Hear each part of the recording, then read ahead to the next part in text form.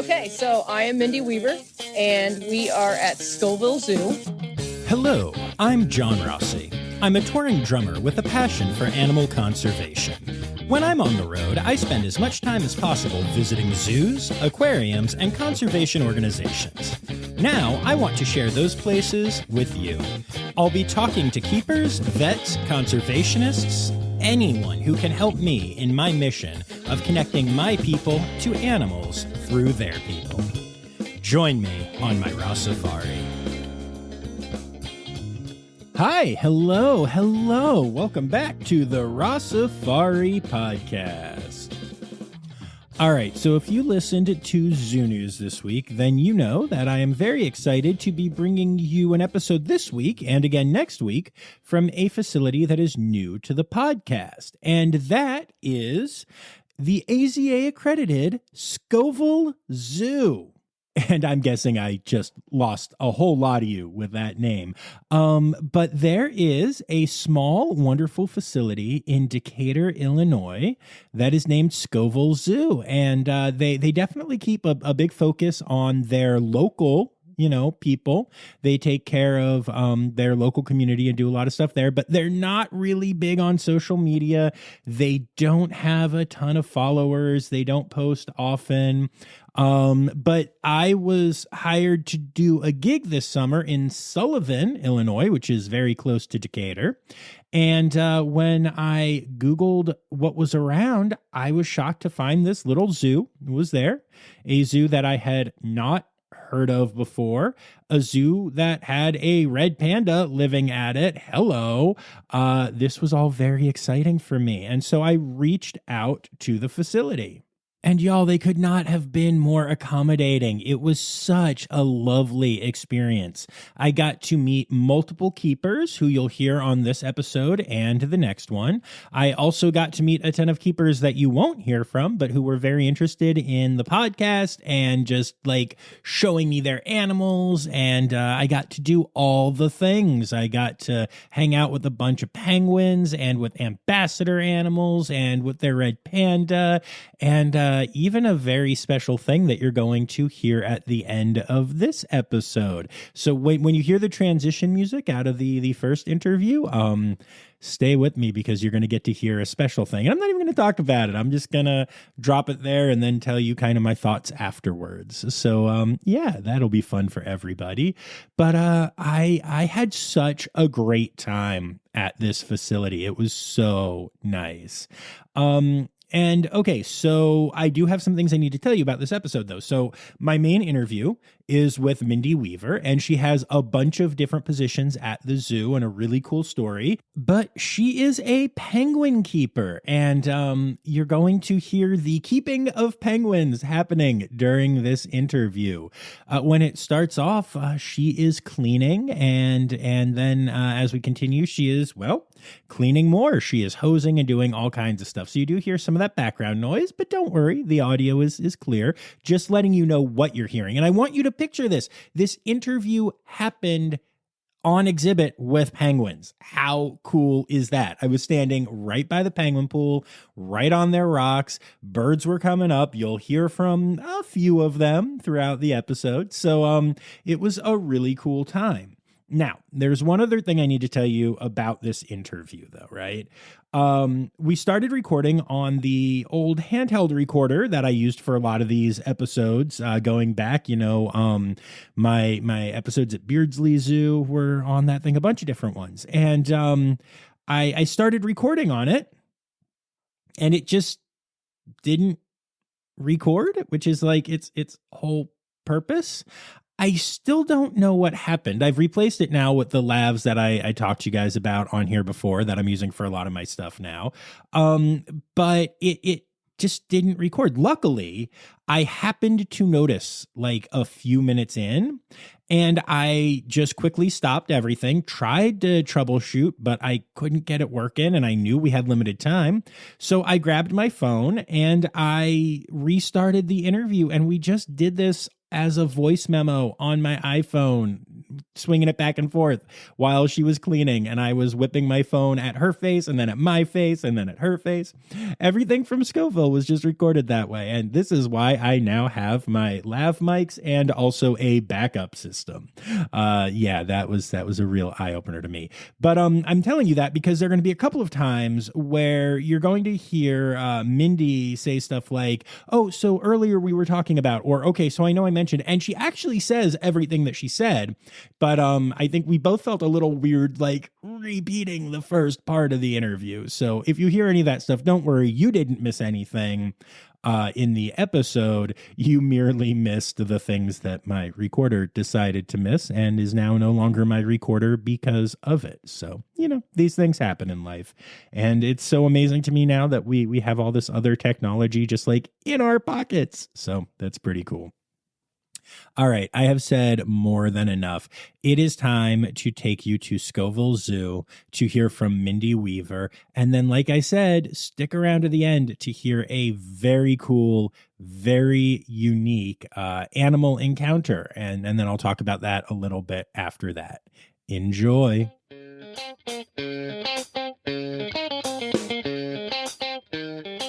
Established in 1967. I like to say that because we've been here forever. And we are at the penguin exhibit, actually, at Scovill Zoo. And we are taking care of an area called Area S today. And I am a full-time keeper here. I'm also the enrichment and training coordinator.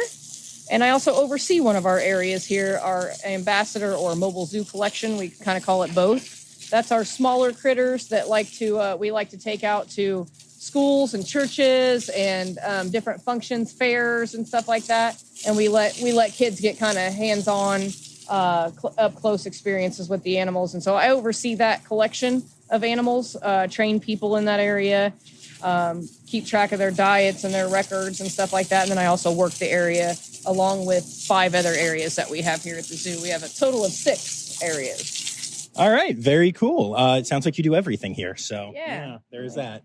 So you mentioned that we are on exhibit with the penguins right now. That noise in the background is the hose you're actively cleaning. No, gotta all keep good. Working. That's what we do. But tell me about the experience that we had here this morning.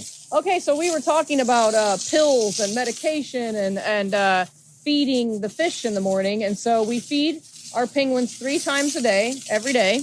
And they have to get special vitamins, which kind of gives them back nutrients and things that are lost in their fish during the freezing process. So when we get our fish in to feed the penguins, the fish are frozen. And when they are frozen, they lose some of their nutrients and vitamins. And so they are supplemented with 2 little yellow pills. I know thiamine and a couple other vitamins are in this particular pill, but it's important that they get it every single day.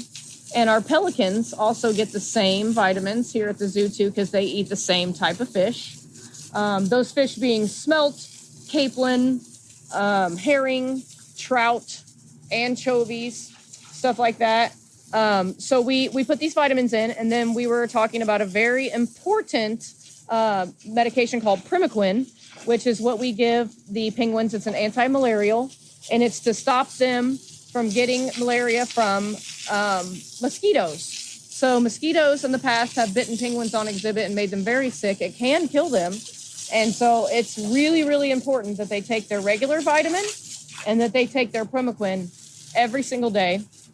And sometimes they can be a little picky, like they get tired of the fish that they get all the time. But we have to give them the healthy fish. We can't give them the fattening ones that they like every day, all day, like when we all like to have pizza for dinner. But it can be challenging to get them to eat their Primaquine. So we have to mix it up a little bit and try different things. And then I was going to tell you about something that I just lost my train of thought. Well, you were mentioning that the Primaquine is not the cheapest thing in the world. Oh, so tell me a little bit about that. A very expensive medication for sure. I think the last time I picked up the bottle, it was between $800 and $900 somewhere, which can be a challenge for a small zoo, right? Yeah.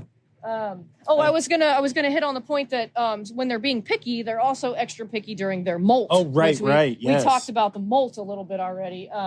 So they go through what they call a catastrophic molt, some of our animals will lose certain feathers or a small amount of feathers, and it's almost not noticeable. But these guys, the catastrophic molt, they lose all of their feathers. They literally grow a whole new slew of feathers. So when they're preparing for molt, they eat a lot, and they are ravenous, and they want extra fish. And so we're feeding 3 times instead of 2, because some penguins are starting their molt, some are ending their molt, some are in the middle of their molt. And so we have extra feedings going on. We have extra hungry penguins, but then we also have penguins that are not hungry because they don't feel too great. They're a little lethargic. They've spent all their energy trying to molt, and they just aren't interested in any fish right now. Plus, it's super, super hot, which sometimes their appetite will go down a little when it's super hot, too. I get that. It is really hot today. I know. Yeah, that makes a lot of sense. And who's this goober that just came up? we have a friend. What? Which one? Oh, yeah. That's Brando. Hey, bud. What are you doing? All right, we'll be back after this quick break. Hi, this is Kathy Hill from the Indian River Lagoon National Estuary Program. We're all about restoration projects in progress this season on One Lagoon, One Voice. Learn about the great strides the lagoon community is taking to restore and protect the Indian River Lagoon. Each week, we dive deep into discussions with scientists, resource managers, and nonprofit leaders to explore lagoon issues and solutions. From oyster reefs to clam restoration, algae blooms to muck, you'll learn all about the projects we're tackling to bring the Indian River Lagoon back to health. Click the link in the show notes to follow One Lagoon, One Voice, learn about the IRL Council, and explore our unique lagoon.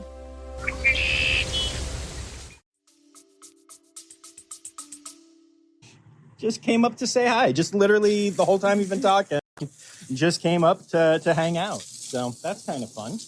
All right, so let's one other point that I want to make. So as you were out here feeding the penguins, for those of you who have seen penguin feeds before or heard me talk about them on the podcast, you know that it's always 2 people. There's the feeder, and then there's the clipboard person. And who was your clipboard person today? You were today.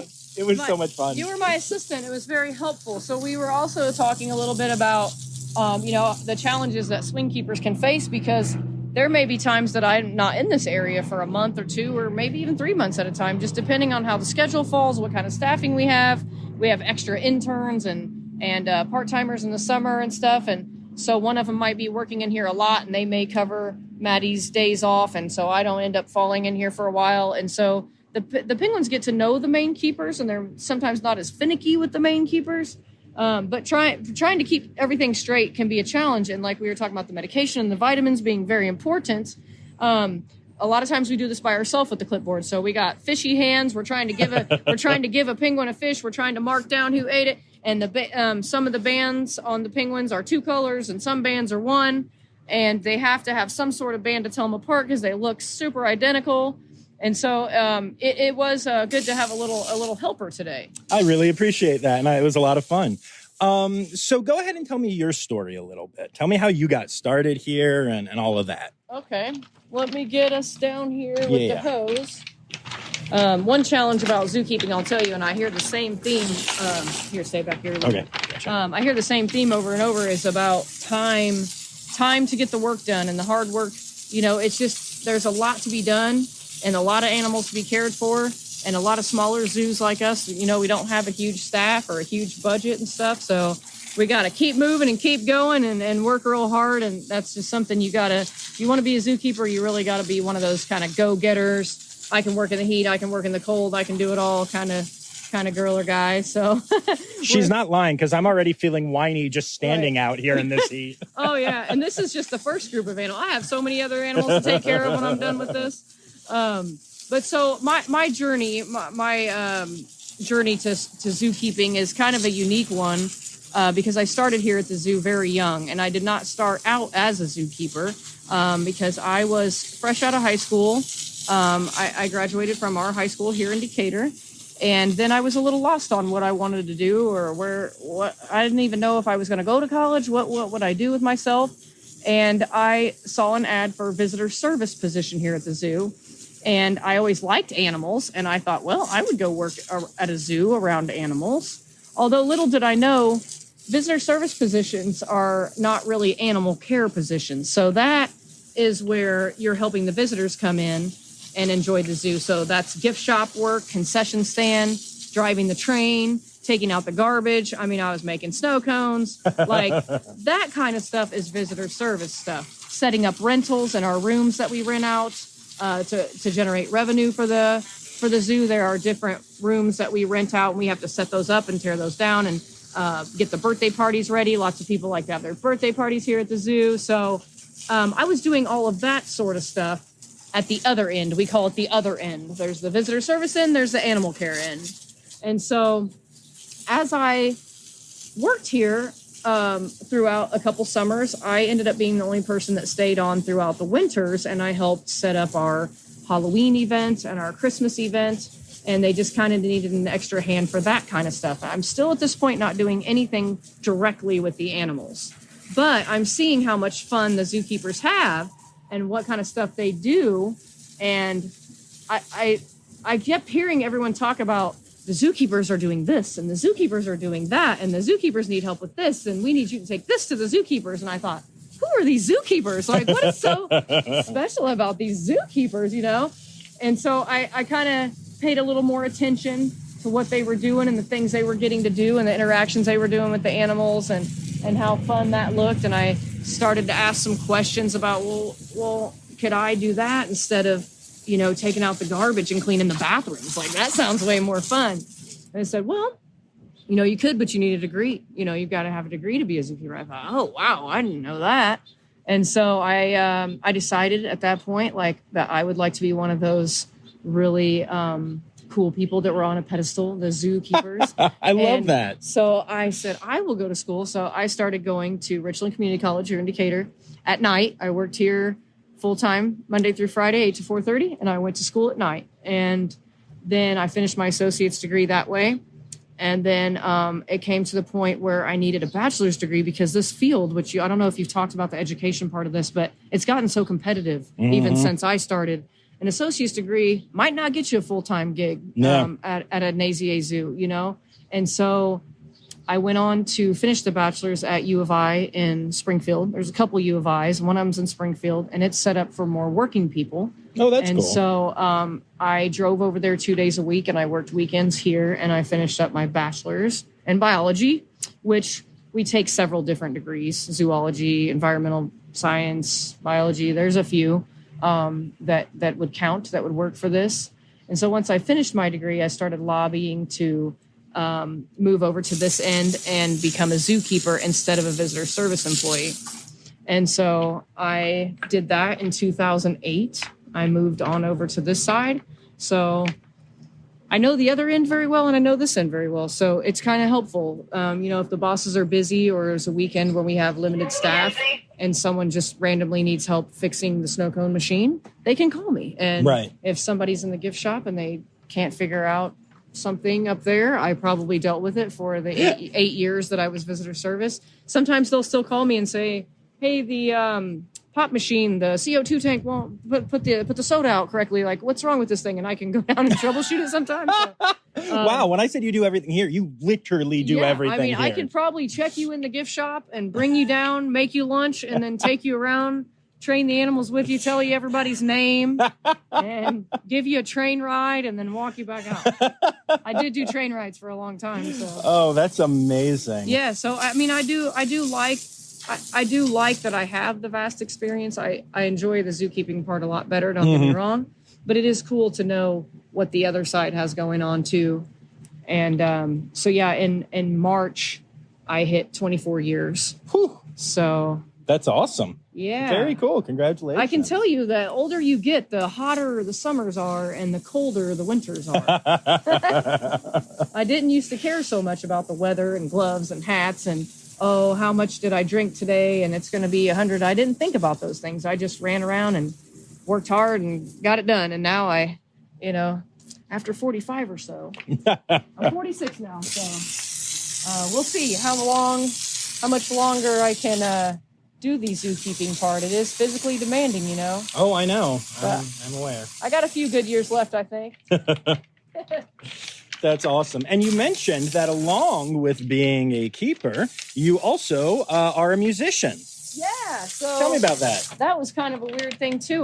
There was a local band that I really enjoyed going to see. I had some friends that played guitar in this local band, and one time they had a saxophone player join them in their second set, and they played a bunch of 80s stuff and some of those really popular songs with iconic sax solos in them. And I thought, well, that's so cool. Like, I would love to do that, but I always, heard saxophones were expensive, so I go up, I start bugging the saxophone player, how much are those? Can I get a cheap one? How do you start that? Like, can I hold that? And like, he actually let me hold the saxophone. And it was one of those moments where I go, I'm going to get one of these. Like, I just, as soon as it was in my hands, I knew there was some sort of light triggered. So I bought a cheap generic one online just to see if I'd even do it. And I literally played it till it fell apart. And then now I have very nice Selmer saxophones, and I've been in probably 8 or 10 different bands. I've been playing for 11 years now, and I learned mostly on YouTube videos, which is crazy.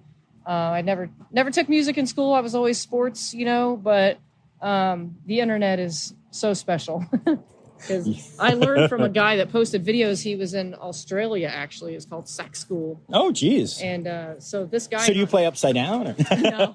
This guy in Australia, though, is the one responsible. He would I could email him questions and stuff, and he could do videos and everything. And he actually did an article in a saxophone magazine on me, and it was called I Never Met My Sax Teacher. Oh, my gosh. Which is true. I never met him. That's astonishing. So hopefully this isn't too loud. So you're just one of those people, though, who just people don't learn the sax later in life. That doesn't happen. People don't get into a career, 8 years after high school very often. Yeah. And you just kind of learn it all. And you also mentioned that you've gotten into boating and learned how to do all that stuff too, right? Yeah. What do you think it is that makes you such a self-starter? I was saying earlier, I think I'm just a sponge. Like, I see something and I'm like, that is so awesome. How do I do that? And then if I can find someone to mentor or show me or something, I just go for it, I guess. The whole boating thing was a friend took me out on Decatur Lake, and I've lived here my whole life, but I never really spent time on the lake. My parents didn't boat. I didn't have friends, when I was younger with boats. But this friend, he took me out a few times, me and all my other friends, and we had such a blast. I just kind of fell in love with it. And then randomly, he had an extra boat in his shop, and it was older, but it was cheap. And I thought, why don't you sell me that boat, And so he did. So I bought a boat, and I had never docked a boat. I'd never docked a boat in my life. I had no idea what I was doing. Just like when I walked into Richland to start school, I had no idea what I was doing. But, people will walk you through things. You just ask the questions and say, what do I need to do? And how do I sign up here? And how do I get my boat registered and ready to go? And then once you fall in love with boating, of course, boats have problems all the time, which is how they come out with the bust out another 1,000, which is what boat means. And so over the years, I'm so desperate to get back on the water and get back to having fun. I just slowly started tinkering with the boat myself to try to save money. And because it was old and a lot of people didn't want to work on it, I started kind of learning how to fix my own boat. So now I'm knee deep into the whole boating thing. I'm halfway to a boat mechanic, to be honest. But that's hilarious. I kind of have this mental image of Forrest Gump standing on his boat, waving happily. I don't know. I do. Well, so we have red pandas here. So we'll tie this back into zookeeping. Yes, so we have red pandas here, and we grow bamboo here at the zoo to feed them. And so there's bamboo shoots all over the zoo. Mm-hmm. You'll see them as you go around later. And you're actually going to take some bamboo to our red panda with Kelly here shortly when she calls you. But some of the bigger, more sturdy bamboo poles, I call them poles, shoots, I cut one time and I took it with me to the lake because I'm always bumping into stuff, or I want to push off to something, or my depth finder isn't working right and I want to see where's the mud, how deep is this, am I going to get stuck, So I have this handy dandy bamboo chute that's probably 7 feet, probably 8 feet actually, that I keep on the boat, on the side of the boat, and I use it all the time. And people are always like, what is that? And I'm like, I use this bamboo shoot, I call it a pole, all the time for everything. And a friend of mine just got a boat, and she's like, can you get me one of those bamboo things? Because I just really need it. And so the Forrest Gump thing, there's a picture, I'm on the front of my boat and I'm holding my bamboo stick, and my friend took it, and I thought, that is just so classic. My dorky self out there on this 1979 boat. It's almost as old as me.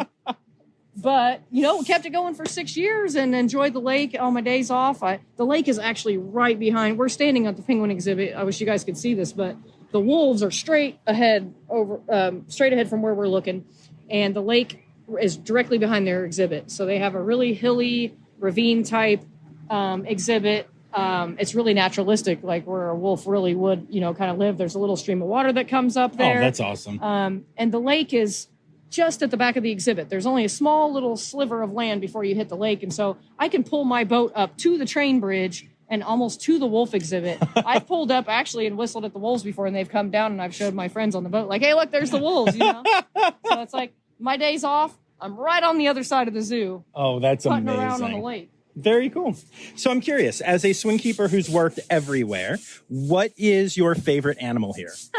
I hate that question. People ask that question a lot, and it's like choosing between your kids. Like, I almost can't pick, because like the cheetahs are just so majestic and so beautiful, and you almost feel super lucky, like, to be that close to them and just look at them. Like, I just think that they're amazing. But I also love the wolves a lot because I'm a dog person, and I help train the wolves, and they're hand raised. Nice. We socialize with them. We pet them. We touch them. Oh, wow. We vaccinate them right through these training windows. We don't have to knock them down for the vets and stuff. Like, we have a unique relationship with our 6-year-old wolves that have been here since they were 5 months old.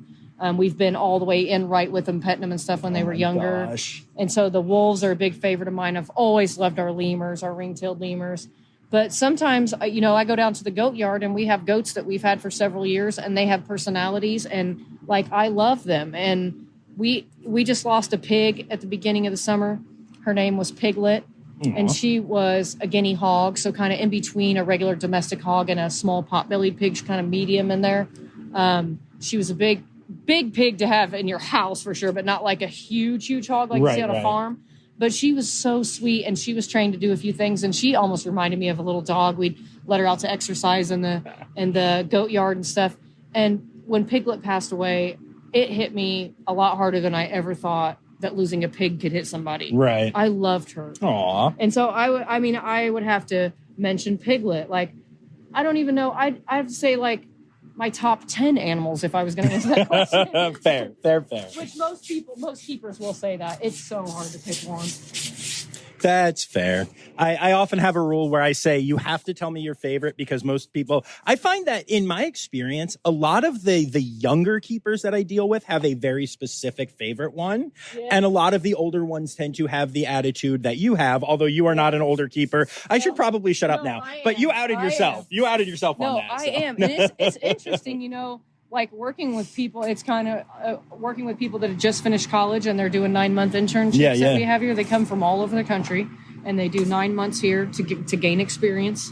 And so sometimes I'm working with people that are 22 years old, and I'll be 46 next month.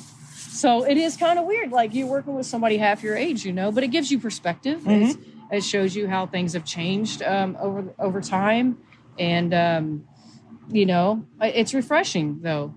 And then I can also use it for an excuse when I'm super tired one day. I'll just say, man, I'm old, and I'm half your age. You get over here and help me with that.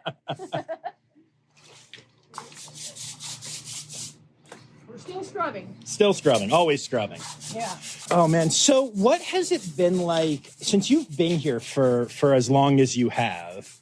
How much change have you seen come to this zoo? Because the industry itself has changed a lot over the years, and y'all are AZA accredited, and that is constantly changing and growing and becoming more challenging. So how much have you seen change? Yeah, it's crazy. I think I've been through either 3 or 4 accreditations now, because they come every 5 years. And I was here when we became accredited for the first year, and it was a big deal to our former director, and he's gone now, but that was one of the things that he wanted to do, sort of his legacy, sort of his gift to the zoo. He was here 31 years, our former director was, and our assistant director has been here longer than that now, so he was involved in that first accreditation and is still here.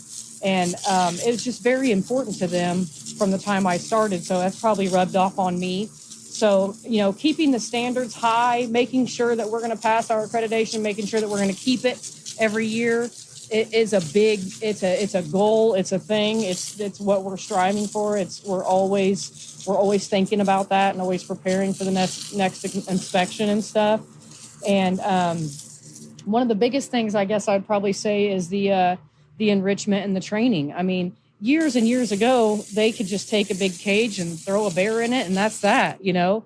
And it's not good enough anymore. I mean, AZA requires certain sizes for exhibits for larger animals, and they require paperwork to be kept up on as far as what enrichment are you offering this animal? How often are you offering this enrichment?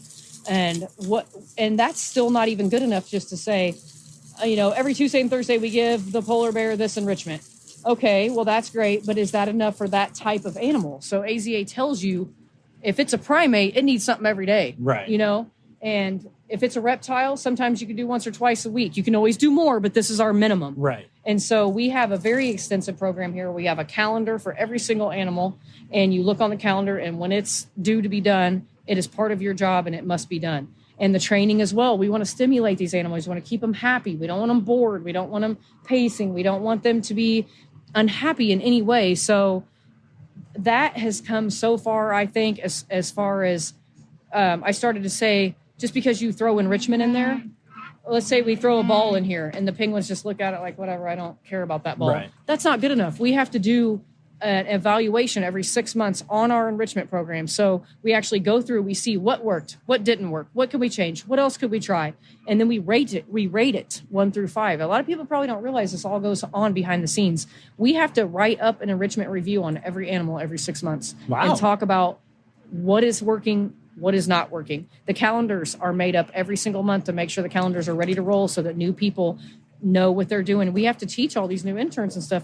Animals can't just have any old enrichment. It has to be safe for them. They can't chew on plastic, and they can't, you know, get twine or rope or anything caught up. You know, you can't get your head caught in it, or, you know, the baby monkey can't get his arm stuck in something. You can't give the wolf something that's going to chew a big chunk of something off and eat it. Like, it's very challenging to give enrichment that works, that the animals will actually mess with. And then on top of that, AZA would like it to be naturalistic enrichment. So would a primate play with a tennis ball in the wild? Probably not. It may throw a nut or something like that, could be similar, but we want the wolves to get a scent they've never smelled before and roll in it, because that's what they would do, is scent roll in the wild. Like that, it's so challenging. You could spend your days just trying to come up with training and enrichment that's actually valuable and naturalistic and would satisfy what AZA is really aiming for us to do. And it's an endless thing. And since you became the person kind of in charge of that here, how do you learn about that? And how did you go about learning about best practices for training and enrichment and all of that? Well, there's always some trial and error, trying things. But there are listservs, there are AZA listservs that we have access to as full-time keepers. You get, you know, a username and password, and you can have access to these different forums where keepers are sharing stuff. We go to conferences. We connect with other zookeepers on Facebook page has a zookeeper website where you can, or a page where you can only be on there if you're an actual keeper at a zoo. Or if you're a podcaster, just saying. Are saying. You on Zoo Creek? I am. Okay. Since I volunteer and help out with things, sometimes I've gotten they're permission. they're kind of picky about that. They're really picky which about. I get. I'm glad they are. Yeah, and so we can talk with other go through other revenues like that, like or avenues, I should say. To confer with other keepers at other places, that listserv thing. There's lots of groups all the way down to this is a mobile zoo ambassador animal listserv. Like we only talk about these animals we're trying to take out on mobile zoo, because a lot of zoos have that kind of program. Right. Excuse me, sir, I'm trying to talk in the podcast. No, I like when they call. It's pretty cool. Yeah, that's awesome. But yeah, so we connect with other people, and then, you know, when somebody comes here and works a couple years, we're a little bit of a stepping stone zoo, you know. We don't have top pay here. We're smaller zoo, so you're not going to work with elephants and stuff, you know. So sometimes people come here when they're young, they gain experience, and they move on. Well, I'm still friends with so many people. Can you imagine how many keepers have come through here in 24 years?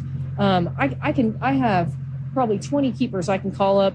We were talking about San Diego Zoo earlier. I know a friend that works at San Diego Zoo, and he's raising lion cubs right now. Amazing. And they have wolf puppies right now too. So let's say I had like a weird wolf question. I could text him and say, hey man, what are you guys doing about this or something, you know?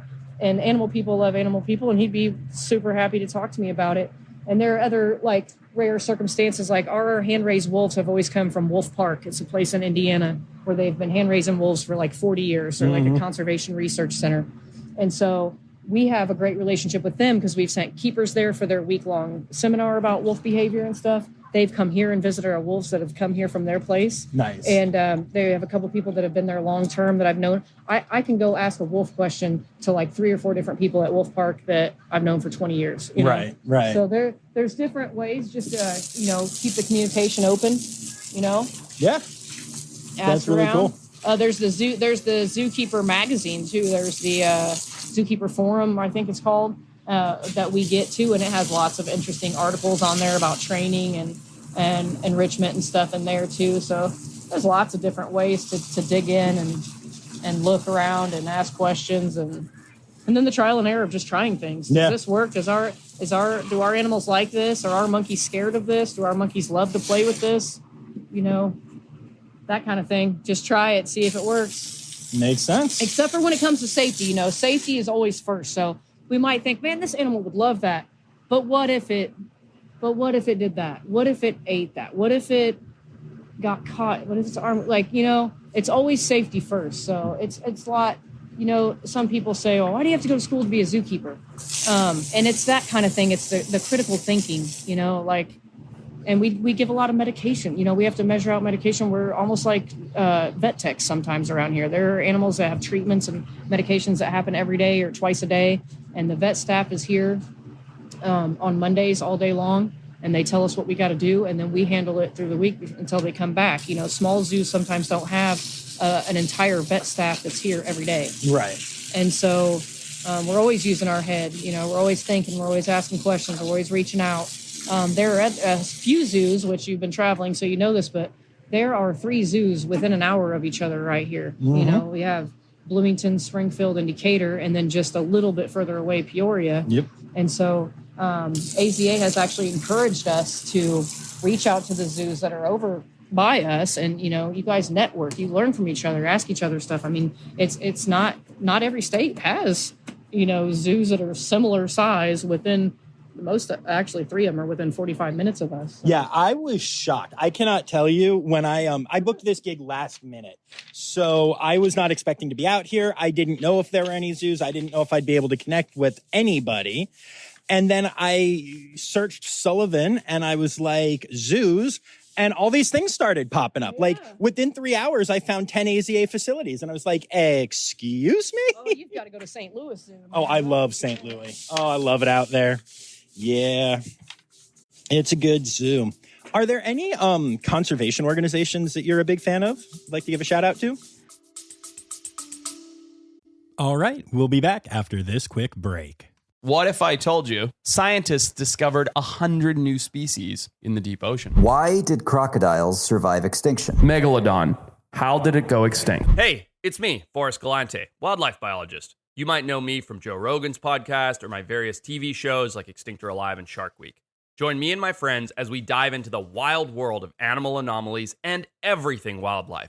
Don't miss out. Click here to uncover these mind-blowing animal mysteries. Yeah, I mean, we like to do a lot with the red panda. The Red Panda guys. Red Panda Network. Yeah, that's Red what Panda I volunteer Network. for. Yeah. We've sent money to them. We've done talks, and we do something for National Red Panda Day every year. We have adopted several Anatolian guard dogs to help the wild cheetahs. Nice. Back in South Africa. Part of our ticket sales actually go to wild cheetahs. 5% of your ticket when you walk in here goes back to help save cheetahs. And we've done so many different things. We've done fundraising to help Galapagos tortoises. Aww. We bought T-shirts and fundraised for the Wyoming toad, which was this random toad that's only in one little small part, one county in Wyoming that I got all engrossed in one year. We raised some money for them, and all the different keepers have different ideas of things they get interested in. And our AZAC chapter is small, the American Association of Zookeepers. We have a small chapter, but we are active, and we sell hot chocolate during our Boo at the Zoo Halloween event, and we give money to the Snow Leopard Fund several times. We have given money to Wolf Park over and over. we kind of don't keep it to one thing. We like to spread the love, but we do a lot of conservation talks. We do so much education with our zoo crew and zoo camp kids that come here in the summertime. It's fun mixed in there too, but it's also a lot of teaching just to try to get these kids inspired and see what they go on and do later, what they get interested in, and what they want to help later on. That's awesome. Is there anything else you want to say about your work here or your time here?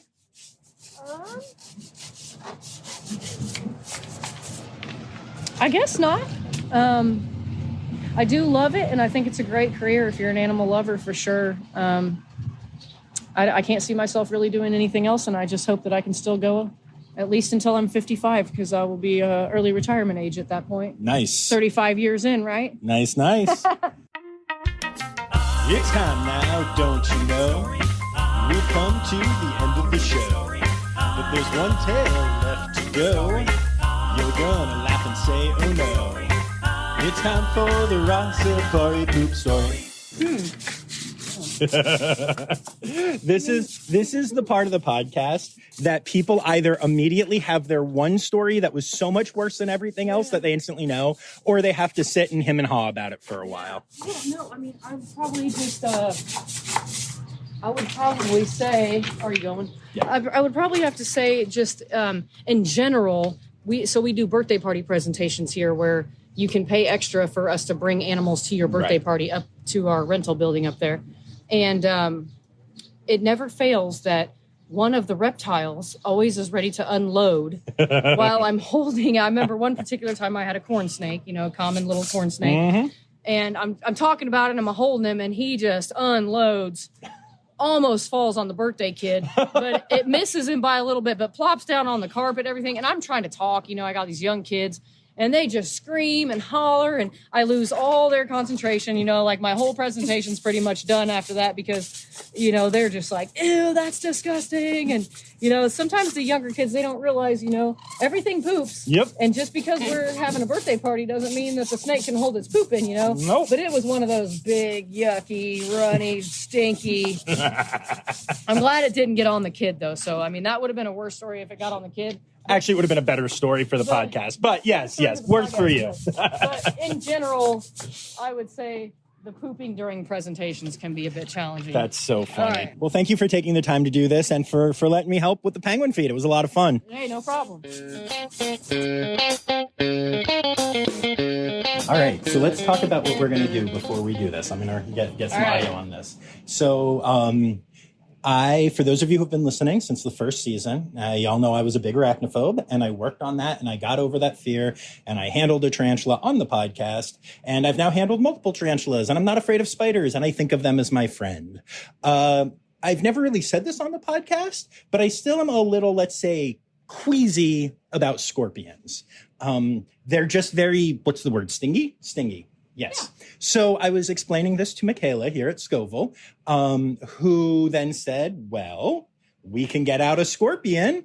And my dumb butt said, yeah, let's do it. Let's just get over all of this right now. Well, if it makes you feel any better, I have also never handled a scorpion. Okay. So all right. we're going to teamwork. We're going to do this, and it'll be an experience for both of us. I like it. All right. Let's go do the thing. We got some gloves. Good. Got my key.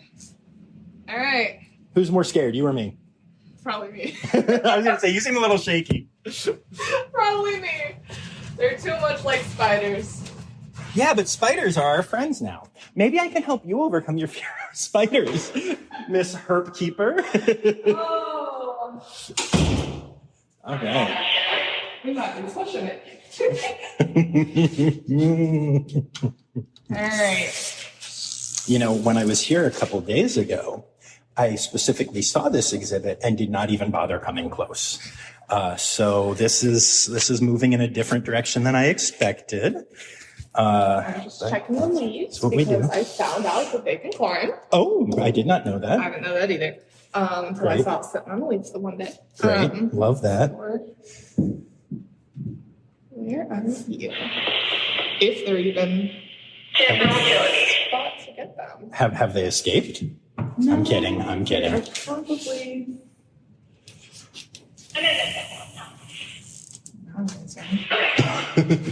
Oh, scorpion friends. They usually hang out under this log, so I moved it this morning because I wanted them to come out because no one got to see them yesterday. Oh, wait, hold on. Go back under that leaf. Maybe not. It was, there. Yep, they're back there under those leaves. See? Scorpion. Oh, you're doing great. Doing great. You're doing the thing. You're actively touching the scorpion. You're saying, come be my friend. You're saying you're very cute. Risking it all. Look at you. You should be so proud of yourself. Cool noise. Oh, buddy. These ones aren't very movable. And onto my hand again. I never thought I'd say that out loud. See? You're awesome. Look at you doing the thing. You're holding a scorpion. You should be so proud of yourself. I know you keep them, but still. And now, I am holding a scorpion. Hi, bud. Okay, you are freaking awesome. This is an incredibly impressive animal. They're so cool to look at. Hi. Oh, you moved, and I didn't jump, so I guess I'm getting over this. Hi, bud. Can you take a picture? Yes. I know the glove thing. Yeah. Oh, don't go that way. That's my face. Okay. Just into the exhibit we go. Oh, God. Okay. Holy shit. I don't know. You scared me out of it. We're doing well. We're a team here. Oh, you know what? We did the thing. That's awesome. Good for us. Okay, so I'm still a little afraid of scorpions when they try to climb directly onto my arm and into a glove. But I think that is just a healthy respect of the stingies and the I said maybe I wasn't the person to be really yeah, they're great, they're super nice, they would never do anything. Lizzie might be the person. No, this was perfect. But that was fun. We did the thing. Give me 5. Woo, hell yeah. All right, awesome. Thank you for that. Thank you. Now I can say I officially hold the scorpion. Yeah. We did the thing. We did the thing. And now we know that they move very fast.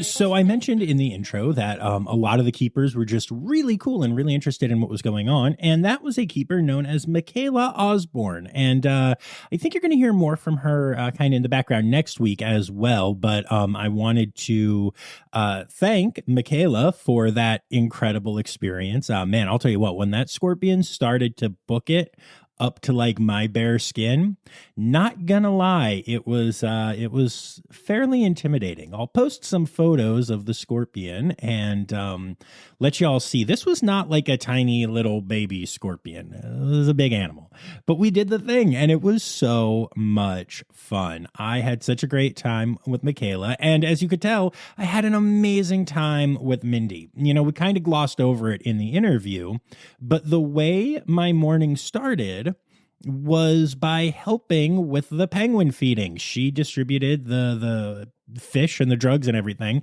but she called out who was eating what, and I had the chart and I did the chart thing, and that was really cool. It was actually funny. You know, a lot of times when I go to zoos or aquariums, they'll say things like, okay, you're going to help us, you know, feed our sea lions. And then I throw them a couple fish because I'm getting to feed the sea lions. Or they will say, you know, you're going to help us train an animal and I will get to do fun training behaviors with the animals. But you know, they know how to do the things. It's clearly an experience for me and for y'all as well. But when Mindy was like, hey, you're going to help me feed the penguins, I thought it was going to be one of those things.